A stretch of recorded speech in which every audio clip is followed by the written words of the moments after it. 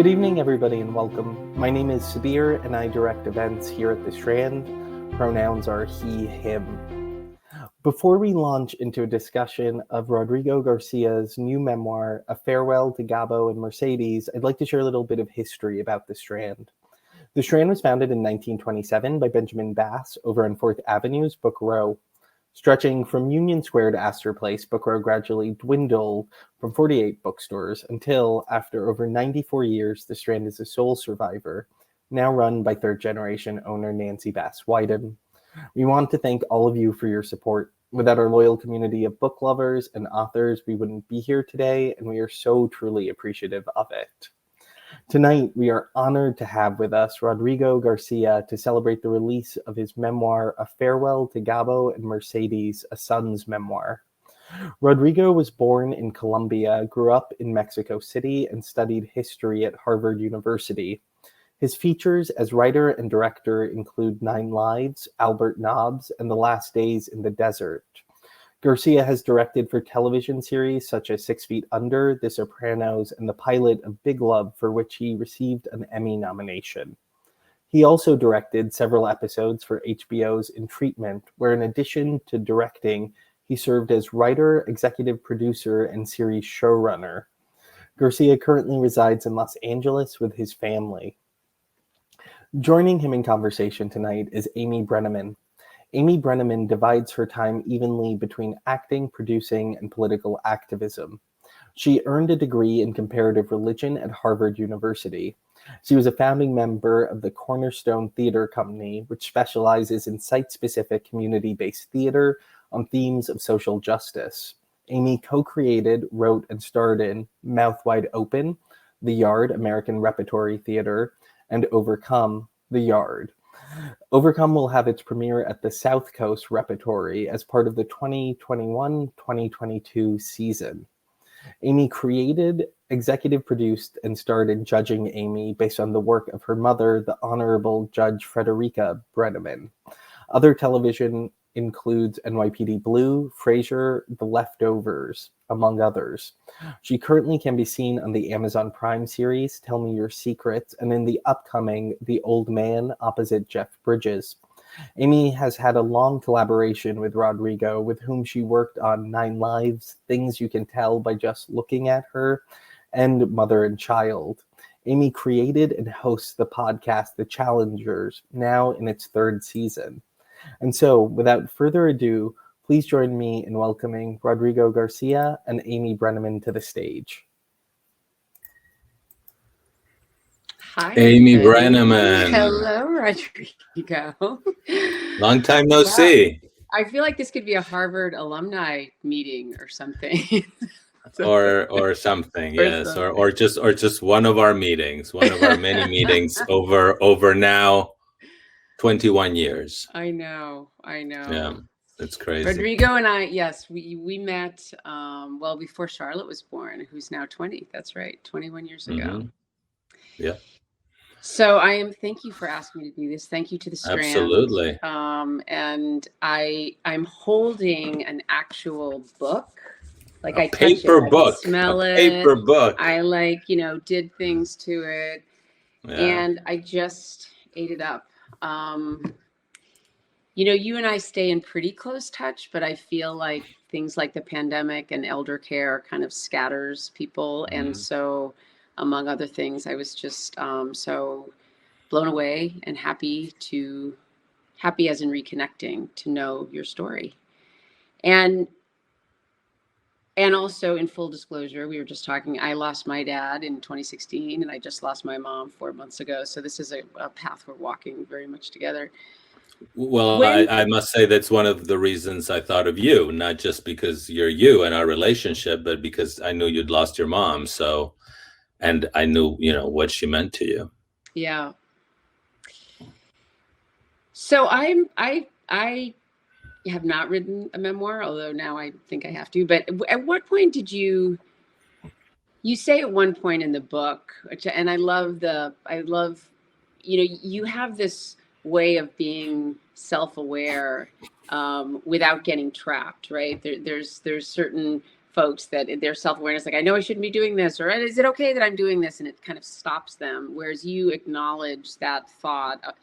But then at what point did you think, like, I'm really going to put pen to paper? Or I'm sure you were scribbling all along, but was that, and because there's also quite a gap, which I thought was interesting too, between your father's, which is the longer portion, his passing, and then your mom. So how did that all go? Well, I had no plans of writing anything, but then, once we got with my dad into that stage where he's at home, and we've gone from saying he might be sick to he has a few months, then suddenly they tell us it looks more like 3 weeks.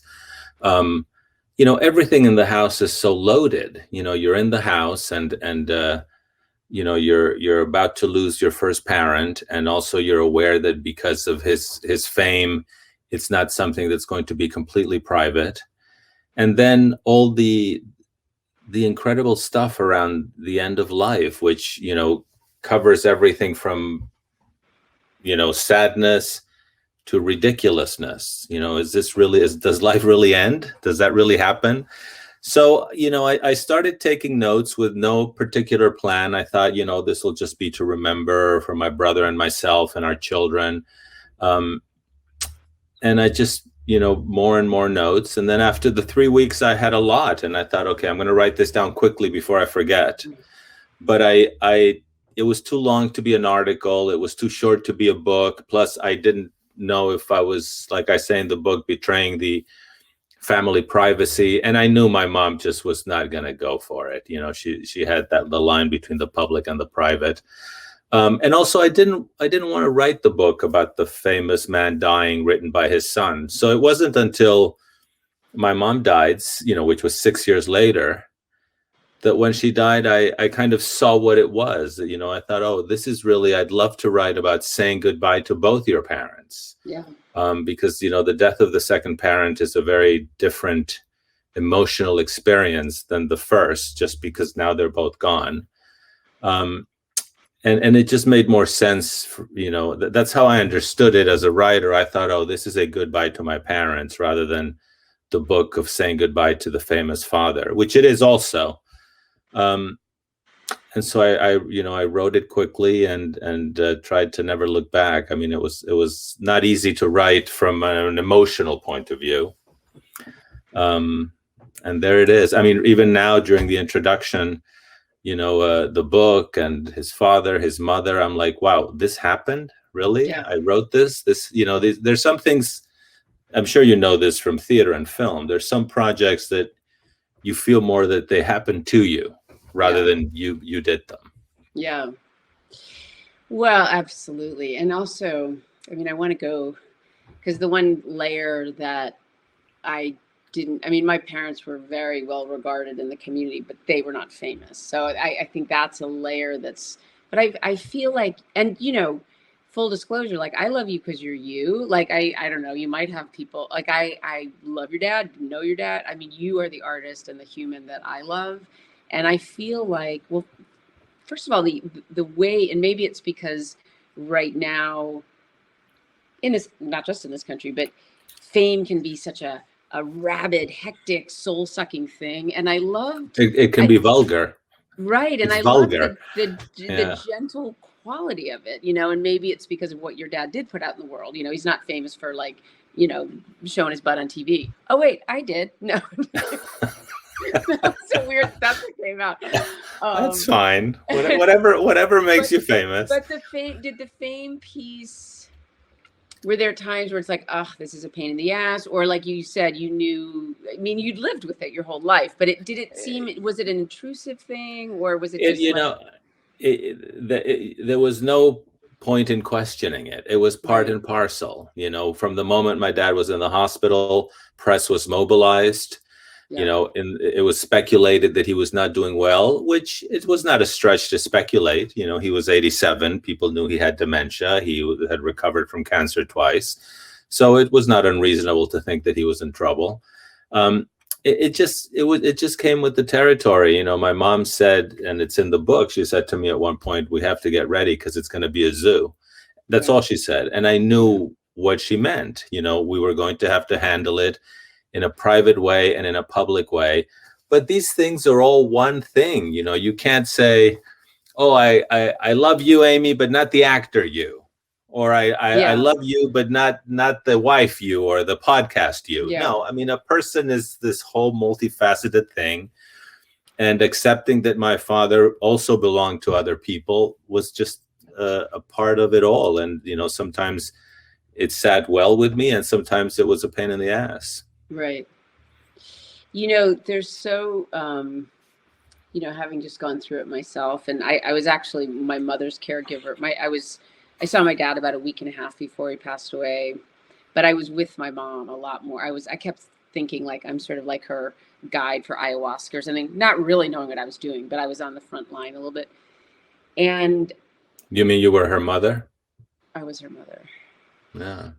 I was her guide, really. Yeah. She didn't have dementia, so I was able to say to her the day before she died, you know, you're dying, and she nodded her head. And I mean, there was this, and what I maybe this is true of. I was just listening to something by Richard Rohr, who's somebody I really like, and he said, you know, great love and great loss are the teachers, because you get sort of fully alive, right? It's like, woo, here we are. And knowing you as an artist, what you write about, what you do films about, what we all do films about, but you do exquisitely well, is the universe in a tiny thing, right? And so like your eye, this is, I mean, I kind of, with my dog-eared book, this moment, this is on page 34 before your dad had passed. I'm going to read Strand, people. I'm going to read.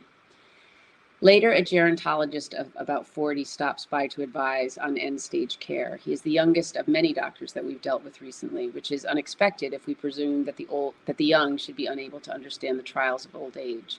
My mother interrogates him like she does everyone. He reveals that he has suffered from a lymphoma that is in remission, and I see him in a whole new light. He looks vulnerable suddenly and self-conscious. The possibility that he may be in more imminent danger than his patients several decades older must be disquieting. He says that when the time comes, if we want to move things along, my father's water drip could be interrupted. A handful of countries, he informs us, consider water a human right that can never be denied a patient under any circumstances. Mexican law differs, and it is not uncommon for family members to interrupt hydration when the end is very near. The patient by then is usually sedated, he says, and will not suffer. We listen in silence, like we're watching a strange monologue in an experimental play. The ideas are intriguing and absurd, practical, compassionate, murderous. I mean, I had to put the book down because having had some of those recent conversations, you know, the practical part of yours, like, and you're compassionate, like, and then it's like, oh shit. This is not theoretical. This is not theoretical. And I feel like that's the way you're outside it and then you're in it. And it's also, you know, it's very simple. You know, life ends. Both our parents had long life cycles. You know, there's sadness there, but it wasn't a tragedy.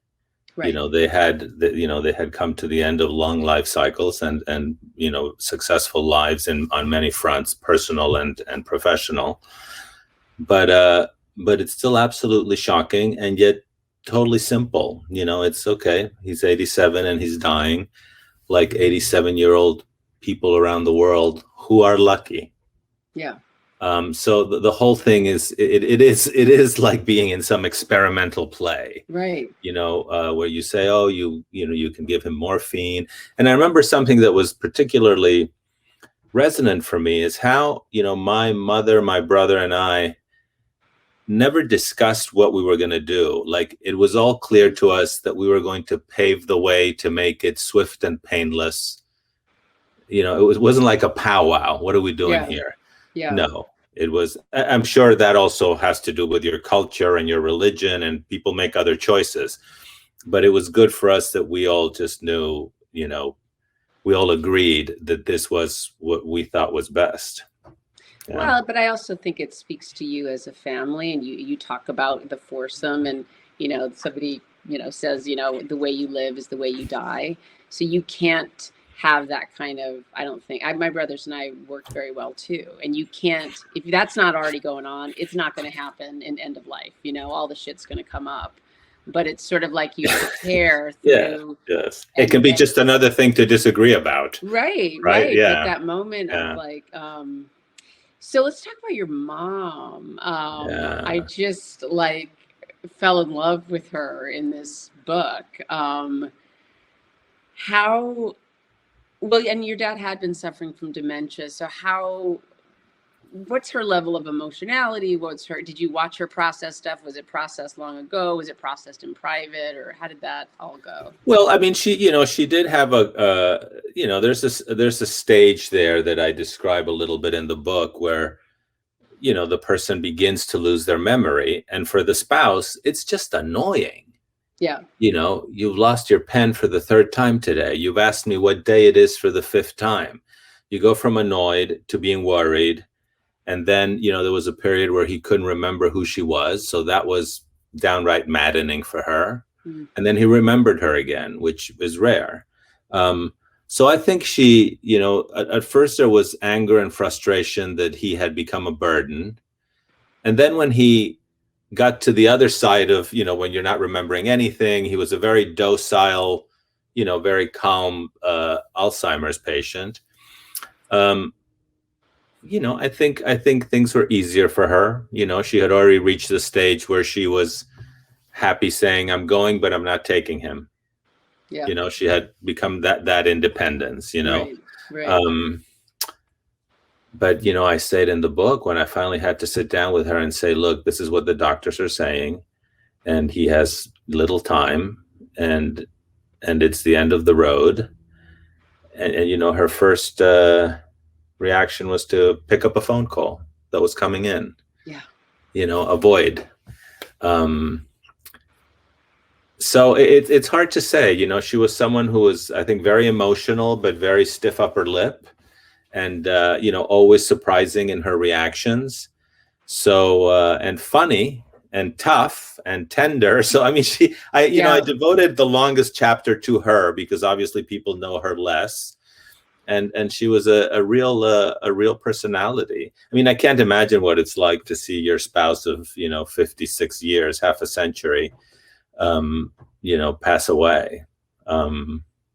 The picking up the phone. We were starting to swap stories. We're good on time. So when my brother Matthew was back in Connecticut, and they had just been at the hospital, come home. My mother was eating with some friends downstairs in the place where she lived. My brother was there. He gets the call. There's like, it's always, a Tracy Let's Play. So he had his shirt off because it was really hot. It's a Tracy Let's Play if you're lucky. Right. If you're like, my mother comes in the door. He's thinking I have to tell my mother that her loved one, my dad is gone. The dog escapes. He's running, like getting the dog. And then he describes like getting the dog and coming back and said, I got the call from the hospital and dad passed away. And my mother was about to, she was unwrapping a piece of chocolate, and she listened to him, and then she ate the piece of chocolate. And it's the same thing as your mom, but it's also like, I said, see how we're laughing, because in a way, what can be better than a piece of chocolate? I know, and when you're with the news that you're hearing, right? And it's also the survivor. Like that's what I get too from your mother. My mother had that. It's like, even as your heart is breaking, the animal. I mean, my mother lived another 4.5 years. I mean, sort of not. I mean, she never got over his death, because who can, But I'm the specific behavior that you capture again and again. And I also loved, and I just think you're such an entrancing writer, but also having just lived through it, like, I can't get enough of these. It's like, oh my God, then I got on a plane, and then I did, like, what happened? Because also it's like, I remember after the birth of my children, I remember actually on my wedding day, because I had a sense like, I don't think I'm going to get married again. I think he's the only one that puts up with me. No, I'm just kidding. But I had this meltdown at the end of my wedding day, which was a fantastic wedding. And Brad said, like, why are you crying? And I said, because if it goes the way it's supposed to go, the way I think it's going to go, that was it.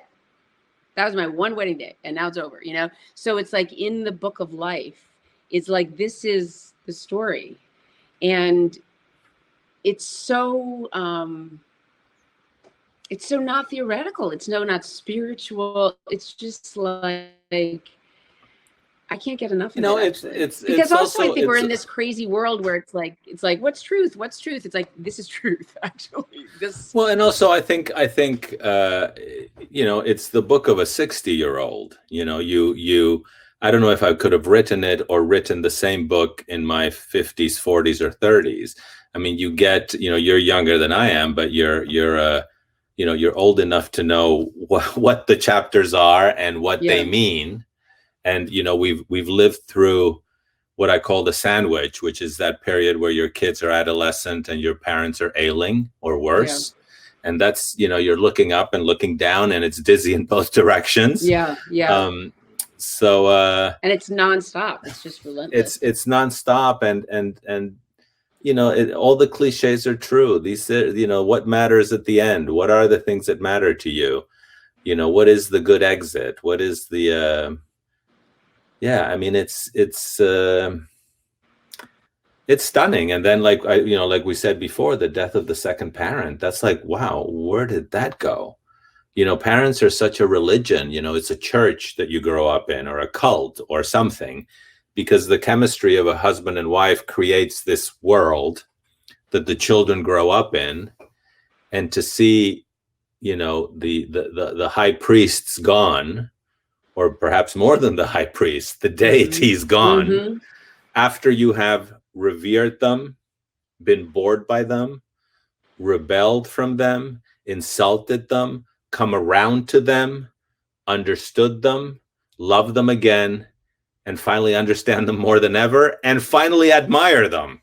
Right. You go through all that cycle as a child, and then there's the end. I mean, it's still, look, I sound like a moron, but it's still stunning that life ends. That's the truth. It's still stunning. Yeah.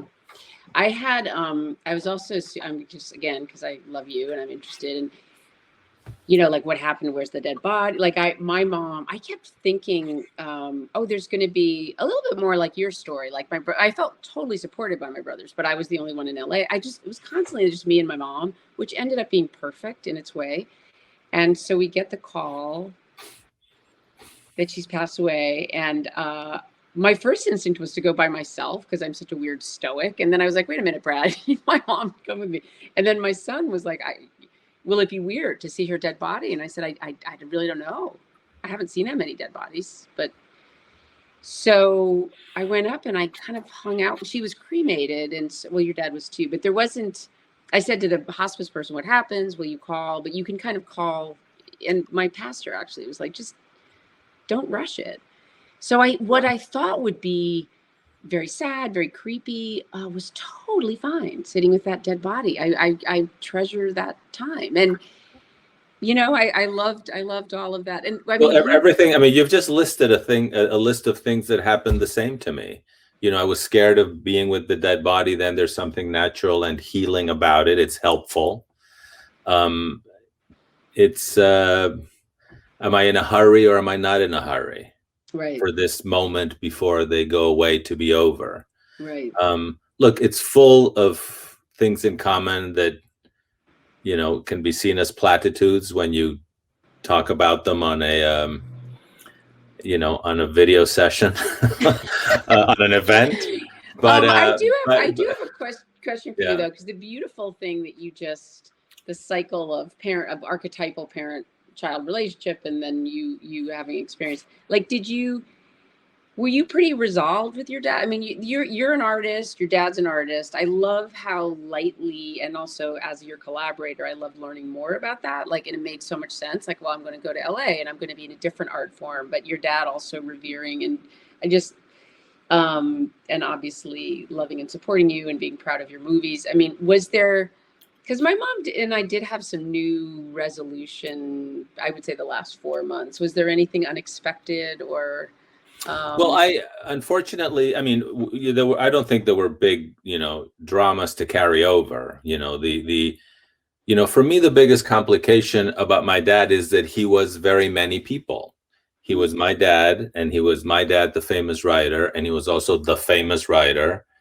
and then the increasingly more famous writer, and then who he was in public and who he was in his political and literary life, and wanting to integrate all that into the one dad, that was always work. And of course, the other side of that is, who am I other than just the son of, which I've always found to be quite a feminine dilemma, feminine used in an old patriarchal way. But, so many stories, and that's why they interest me, stories about women are stories about identity. Look at me and who am I beyond mother, daughter, wife, sister, caretaker, object of desire, carrier of babies. So that looking for your own identity and then finding it and developing it, that of course was work. But, people ask me if that was difficult. I wouldn't change it for anything. I mean, there was some difficulty, but I had a loving dad who supported me. Right. I could have had a dad that I didn't have to struggle with his fame and his success and his shadow, for lack of a better term. I could have had a dad who wasn't that, but who was not as good a dad. Right. So when people say,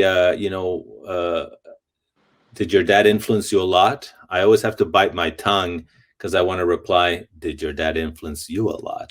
Yeah, exactly. Do you know what I mean? Did your dad, the nurse, Right. the doctor, the taxi driver? But I didn't, to answer your question, because I'm rambling, there was my dad had the long fade out. He had 6-7 years of dwindling and finally memory gone. So that was tough because there was a long goodbye. Yeah. So, that prepped us a little bit. Yeah, I mean, there's always stuff you wish you would have said or talked about, but I don't have huge regrets. I have no, I don't think I do anyway, particular thoughts about the Judeo-Christian heaven or whatever, but I do, as soon as, I'm sure you felt there was a relief when my mom passed, because, it's like I hope it goes well. I hope they're not in pain. I hope it's a fucking pandemic, and she died, I think, not in pain, well loved, so it's like, oh.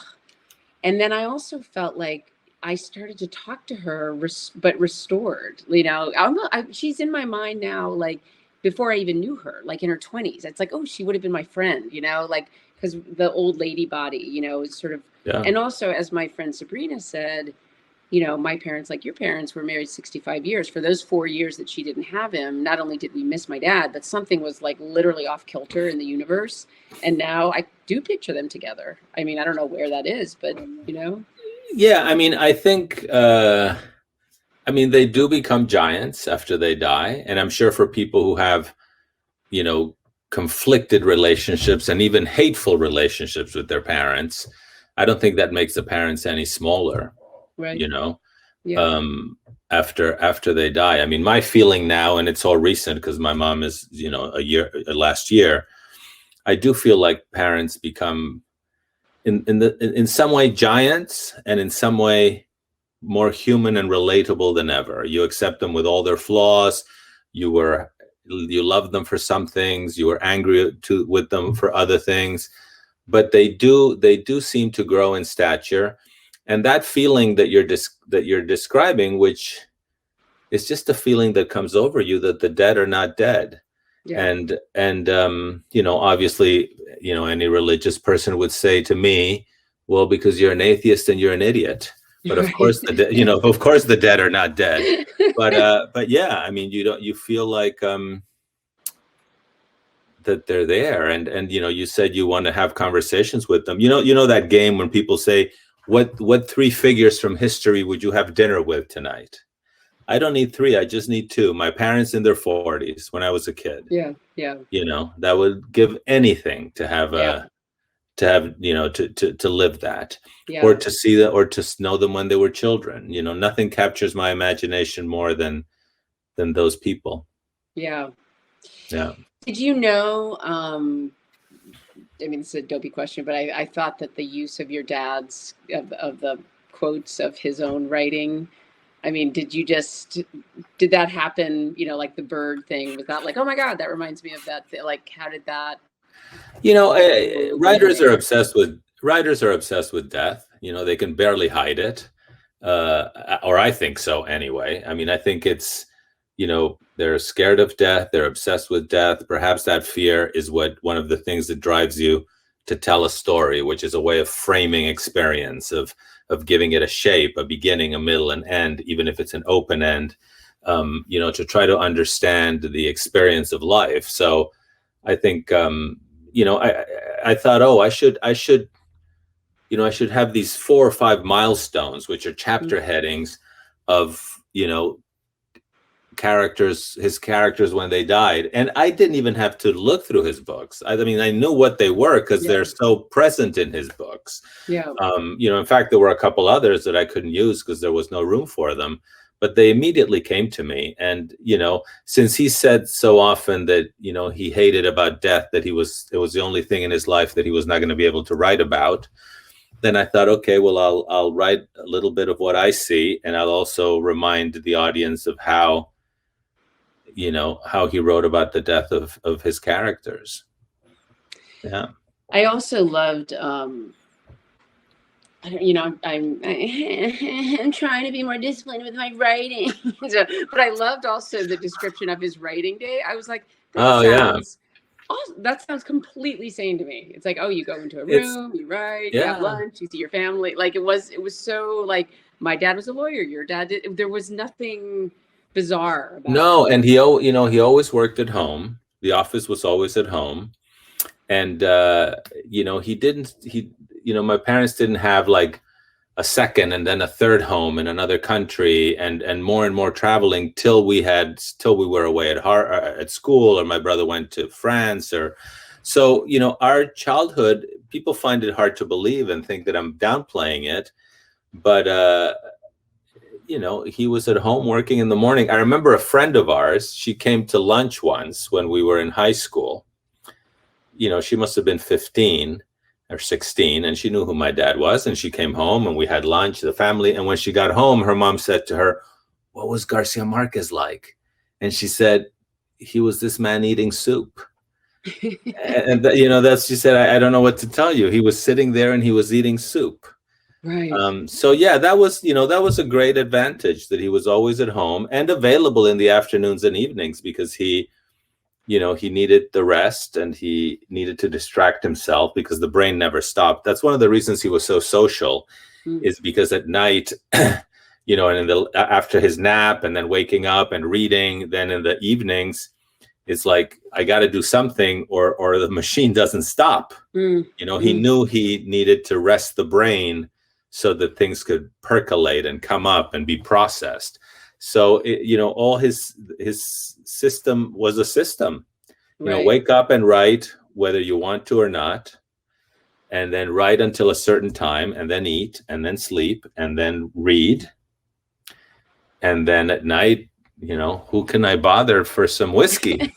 You know, and then start again the next day. Like, I was like, that is, I loved it, because it's also you, and it's something you and I share, that the life of the artist, as neurotic as we are and self-involved as we are, like, it actually can have structure to it, you know, and you can have things like a long-term marriage, like you had, like it doesn't, that your dad is such a beautiful example of that, because nobody had that imagination, and he was able to function and be I think he thought nothing helped an actor more than health and stamina, you know, health so as to have stamina, right? And it also depends what balance means to you. You know, there's some artists who need to go from relationship to relationship, and there's some artists who need that home base with structure, right?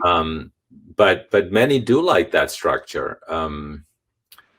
You know, there's other artists who have, for example, had several, you know, male writers, for example, who've had many kids and many wives. but they've always stayed in the same house. It's like the kids and the kids and the wives come and go, and they're still there, you know. So it just depends on well, you know, you have that. I mean, I feel like the very first you know, I'll always remember the first film we did, and I had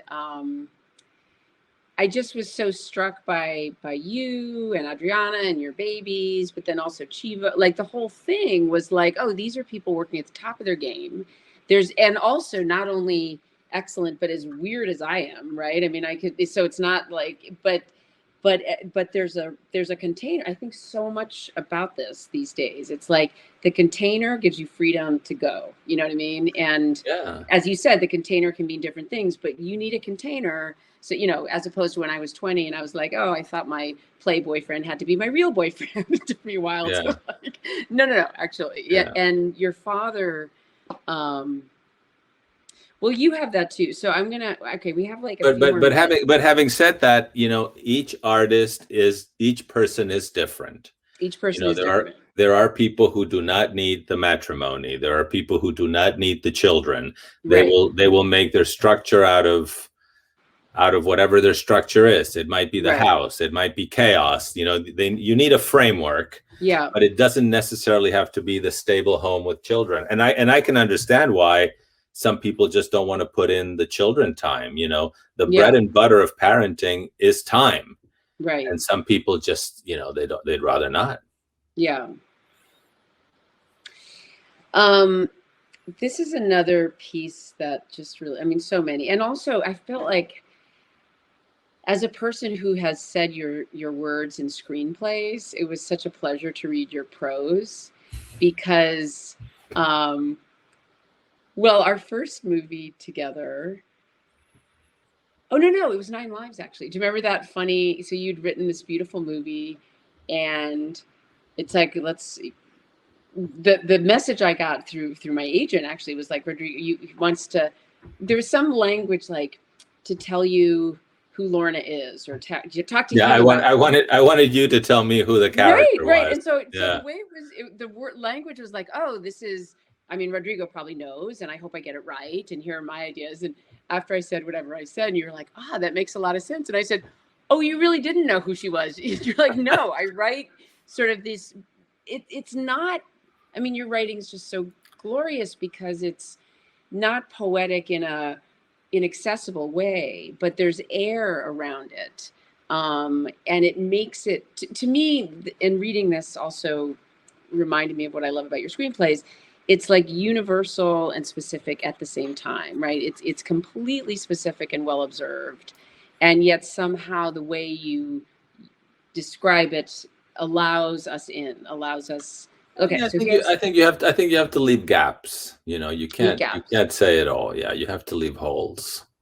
This is the passage. This is after your dad has passed, and everyone in the house coming in.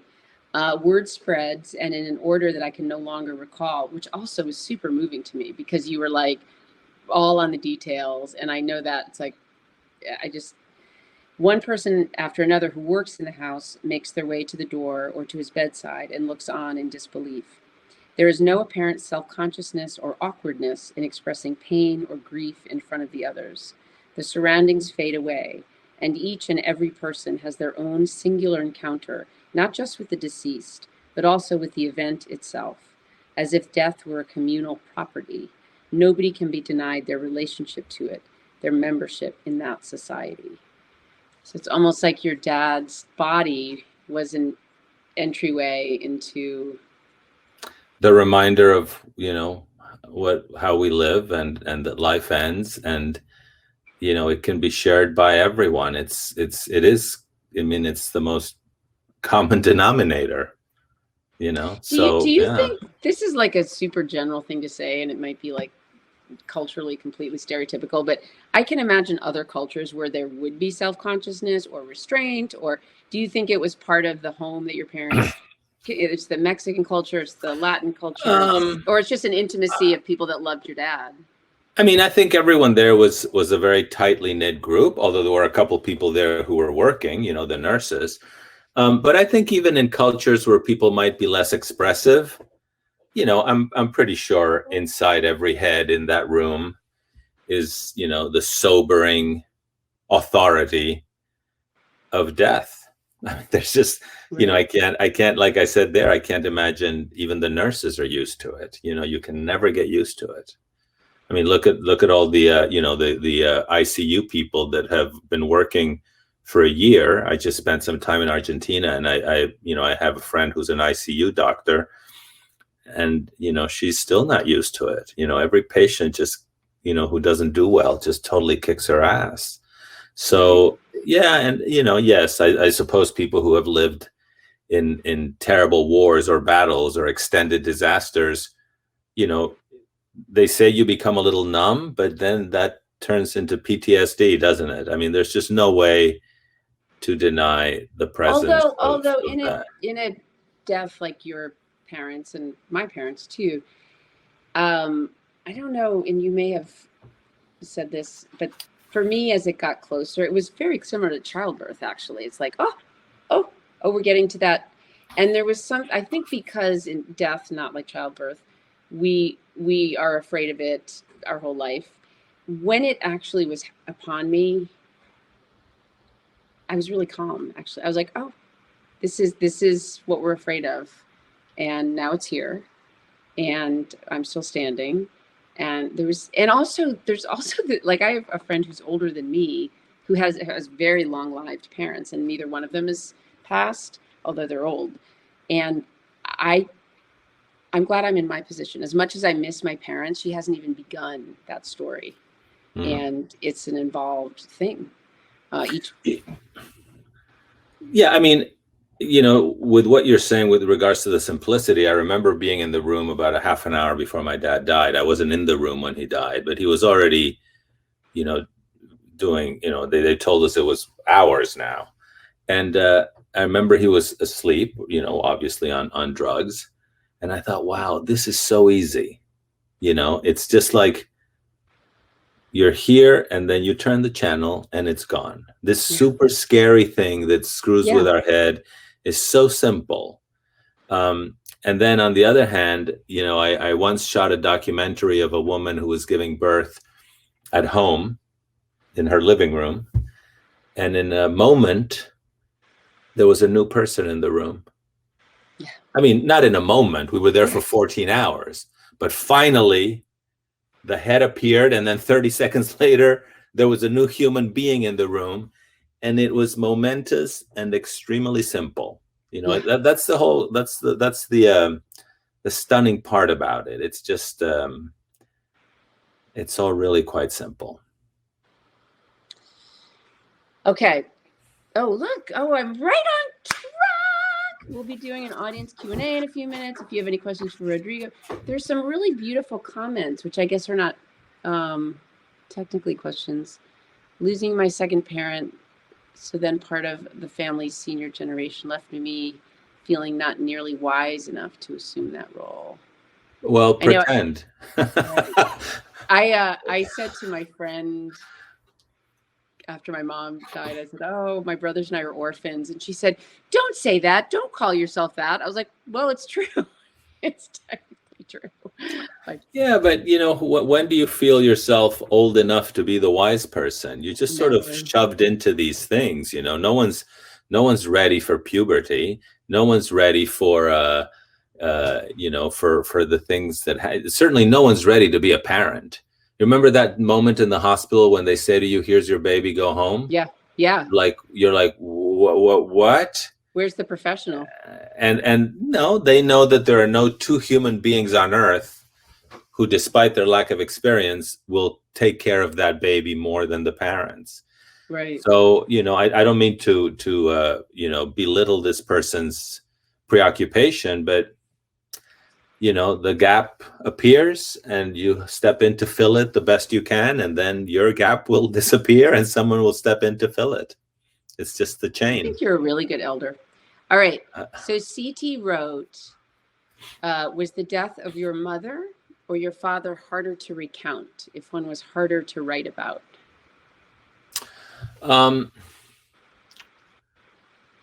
The death of my mom was on the day, a little sadder because she was very alive until the day before. She was obviously physically she was ailing, but her head was intact. So yes, we didn't have the long fade out. With my dad, he disappeared into, memory loss over a period of years.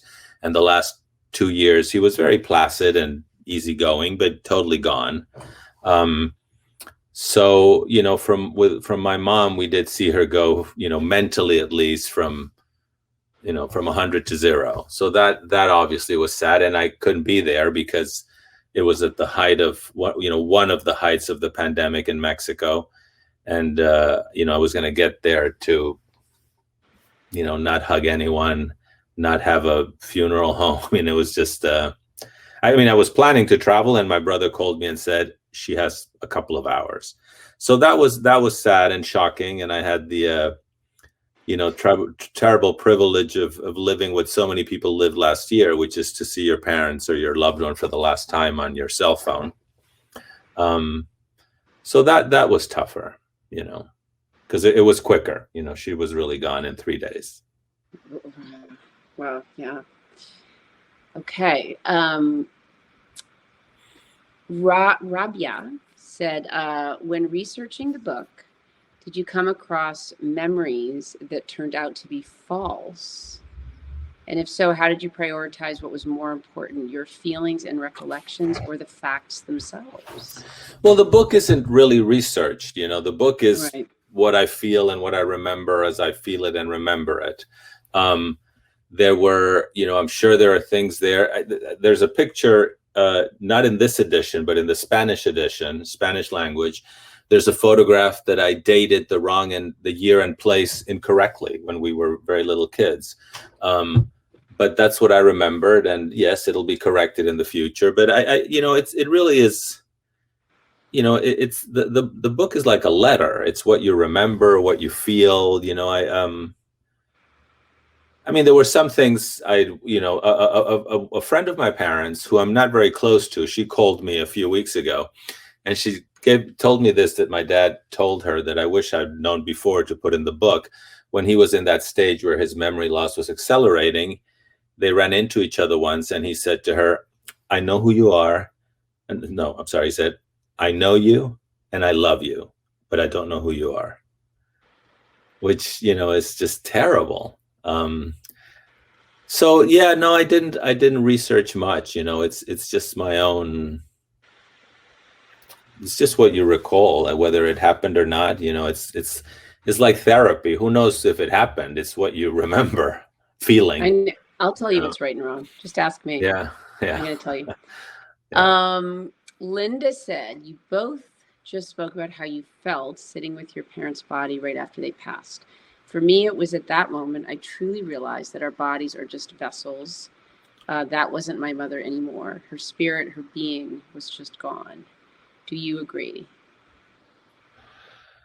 Yes, a part of me felt that. Yeah, I felt like my dad was no longer there, but the body is such an imposing thing. It's what we've been flying, walking, sailing, loving with our whole lives. So, I came in and out of that feeling that he wasn't there at all. And that feeling that, it's still the body of the person. I don't know how you felt about it. Well, it's funny that I kept hearing, I didn't see my dad after he passed away. And I kept, everybody always said like, oh, in just a sec, in one moment, the person's there and animating the body, and then it's, in a second it's gone.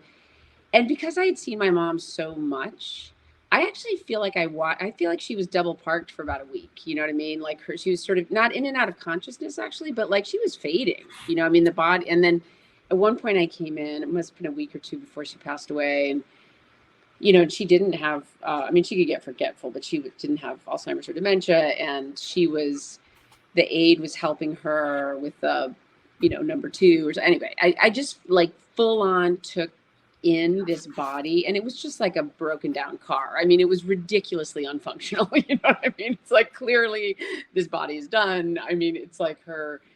So there was something very, you know, again, because it wasn't neurological, I was like, well, you clearly need a new car, you know? And that's kind of the way. It's funny, I have this dear friend who's training to be a death doula, which is pretty cool. And she gave me some language, which I sort of was using intuitively, but I said, you know, your body is dying, you know, and you know that. So we're going to make sure you're paying. But, and my friend Robin said, yes, that's the language. Because it's like, you are not, I don't know what you is anyway, you know, but this thing is done. So when I saw her the day after she died, I felt like, you know, it was cold. I mean, she was slack-jawed, but it wasn't like a million degrees different from what I had seen the day before.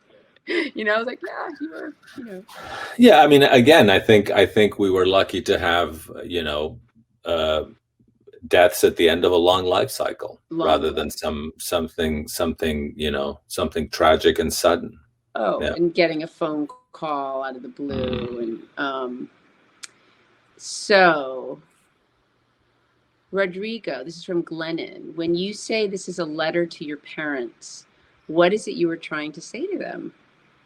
Well, I didn't mean literally the book is a letter to them, but I meant it is as personal as a letter, you know, in that way, in that sense. You know, I've been happy with the reviews, but in some way I read them and it's like, okay, you can't review a letter to my parents. Did you know what I mean? It's like, whatever. I literally wrote exactly what I wanted. So it's not literally a letter. You know, I hope my dad would think that it's well written, and that it's not too, you know, betrays private life too much. And my mom would say, "You're such a gossip and a loudmouth. I can't believe you did that." But she'd have a good laugh, and she'd certainly have a good laugh at how she's portrayed, because she's portrayed. You know, I don't portray her. I just, you know, quote her. And that's plenty. You know, that's plenty. So, yeah. I knew. I mean, I said in the book, you know, I wish I had them to talk about what their death was like. I have one of the theater pieces that I've been working on and off for a while. One version of it had my mother as quite a big character, and I did it here on Martha's Vineyard. So, and my mother wasn't traveling anymore, and I kind of said that to the audience. I was like, the only reason I can do this is because my mom can't travel, and everyone's like, ha ha ha. I'm like, I'm actually serious. And then I felt sort of bad, and then there's a version where I kind of took her out. But are you freed up at all? Like, no, I mean, it is that interesting thing. I mean, obviously my brothers are here, but it's like, I could tell. There's stories about my mother's college years that I would not have talked about while she was alive, but now I'm like. I mean, I think just by virtue of, you know, talking about them and about myself, like I did. I mean, I don't feel free to spill, you know, some other tea or some dirty linen. You know, that's not what the book was about. I mean, the book for me was about, you know, saying goodbye to them and the end of what I call the Club of Four, which was them and my brother and myself. But no, I don't subscribe to this thing that everything should be known, everything must be said, the truth is best, you know, spill all the you know. Right. You know, you said spill all the tea, then on the linen, then spill the beans. Like there was a lot. It's like I couldn't find my metaphors there. I just, yes, the early bird is better than two in the hand. Baby. Yes, the early bird is better than two in the bush. Yeah. But do you this is sort of a weird question because I don't know what you're working on creatively now, although I'd like to. I always like to act in your movies. But do you feel, I mean, okay, aside from the specifics of your relationship with your parents, if that's freed you up creatively, I mean, I definitely feel, wow, I'm in my mid-50s. Like, what am I doing? And I'm reading this great book, this Richard Rohr, this guy that I love, about like, what is this, you know, and what's unseemly is like trying to be youthful. It's like, no, what is this moment? You know, is it mentorship? Is it legacy? Is it, you know, whatever? Do you find yourself Now that you are not a son of I living mean, people? I think, obviously, taking such a close look at my parents and my relationship with my parents and my place in the world of my parents and their place in my world, I can't help but think of my daughters all day, because that's, it's, when I think of how much my parents impacted me, then I shudder to think how I'm impacting my daughters. But that's what it is, and they will shudder to think how they impact their children if they have children. Right. Yeah, you just it is a period, I think, after your second parent dies, of just constant introspection, and I assume it's going to be that way forever now. Yeah. Exactly. Seeing ourselves more clearly than ever in time. Yeah. Over time. Yeah. This is kind of interesting. For both Rodrigo and Amy, this might be our last question. But then there's these really wonderful chats. Anyway, okay. For both Rodrigo and Amy, did the grief of losing your parents in any way prepare you for the griefs of the pandemic? I mean, my mom died in the middle of the pandemic, so that was all. I'd spent a great deal of the pandemic just hoping she would not, catch the virus, because all her problems are respiratory, so she would not have done well at all. So there was some relief that she didn't die of that thing. Mm-hmm. But again, there's a difference between people dying of old age, to put it in how we used to say it, and something ravaging and ruthless like the pandemic. So I don't think anything really can prepare you for the other thing, and also people dying, alone in hospitals, right? Not alone, but alone from their loved ones. That's what I was going to say. I don't know if it's exactly an answer to that person's question, but my mom fell in April of 2020. She broke her neck. I mean, she broke a couple vertebrae. She was in a hospital, I couldn't, she's like, where am I? And I was like, you're literally 10 minutes from me, but I can't get to you, So there were so many nightmare scenarios. Yeah. And that's in part why we absolutely moved her into hospice. If it hadn't been pandemic, I don't think we would have made different choices, but I was like, I need to get to you. I need you to not be in a hospital. And so for me, it was a little bit of a glass half full that I was with her, and it was compared to what so many people were going through. I think I appreciated things I might not have appreciated. I would have seen it as only the loss, but I'm like, oh wow, if you're going to go during a pandemic, pretty nice to be in a little hospice in Calabasas, and I can see you. I mean, I couldn't travel, but my mom was at home and my brother was there, so that obviously, was huge. She wasn't scared. That was huge. Yeah. All right, it's 7:59. I feel like I'm so codependent. I want to read everybody. Do you see the chats? No. Oh, you don't? You have to filter them. I suppose they do that so I don't have to read things like you're boring. I hate you. You suck. At the celebration of this is from Anna. Oh, I don't know. At the celebration of Gabriel García Márquez's birthday, the Boyer Hut Bengali Library in Atlanta had a marvelous meeting. We celebrated the mystery of his books, which we read in English and Bengali. Many of us are missing him. In Bengali, I mean, there's Beautiful. An example of us, sharing him with so many other people. Amazing. San Francisco Public Library had a wonderful meeting to celebrate him. We read in English and Spanish, and we celebrated the wonder of his books. You have many of us who join you in missing him. Thank you. It's so powerful to see such artists of such depths talking to each other. It's so nice to see you two reunited. Always. Oh, look, our friend. He's like, this is the cane. This is literally the cane. Could we have some playoff music? Like Oscars I can play a bit of a beat on the table, but exactly. Anything would do. Yeah, thank you both so much. Absolutely. Thank you. Thank you for asking me, my friend. And absolutely. I congratulate myself for thinking of you. And thank you to the Strand. I have to give a shout out to the Strand. Brad directed, my husband directed Dash and Lily. And the Strand is a huge The Strand is a wonderful place. It's a cathedral. And you know what you were saying in the introduction, that it's gone from 100 bookstores to one bookstore. Just my heart shrunk to hear that story. Yeah, but yeah, it really is a magnet. You know, it's hard to walk past there and not get sucked in. Yep. Oh, thank you both so much. That means incredible amount. Yeah, great place. And to our audience, thank you. Thank you. Yeah. And to everyone, have a great Thanks, evening. everybody. Thank you, my friend. Thank you, Brenneman. Okay.